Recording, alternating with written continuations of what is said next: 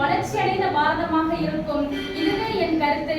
முதலாவதாக அதுக்கு நாம் செய்ய வேண்டிய முதல் விஷயம் என்னவென்றால், இயற்கையை நாம் பேணி பாதுகாக்க வேண்டும். அசோகர் என்று சொன்னால் நமக்கு சட்டென்று ஞாபகம் வருவது அவர் மரங்களை நட்டினார், குளங்களை வெட்டினார் என்றுதான் சொல்லுவோம். அவர் அன்றைக்கே நமக்கு சொல்லிக் கொடுத்த பாடம் என்னவென்றால், மரங்களை நட்டுங்கள், அப்பொழுதுதான் இயற்கையான காற்றை நீங்கள் சுவாசிக்க முடியும்.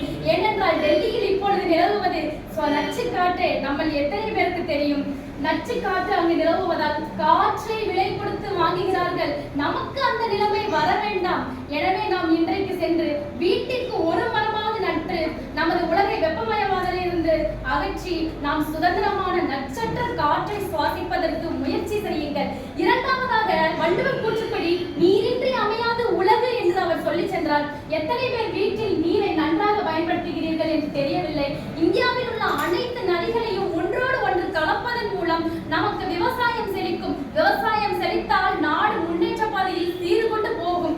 எனவே நாம் அனைவரும் சேர்ந்து நல்ல சமுதாயத்தை உருவாக்க வேண்டும். அதோடு நின்று விடாமல் பல நீர்த்தேக்கங்களையும் குளங்களையும் வெட்டி காய்வாலைகளையும் செய்து அதை நன்கு பராமரிக்க வேண்டும். அதனால்தான் நம் மாவட்டத்தில் வெள்ளம் வந்தும்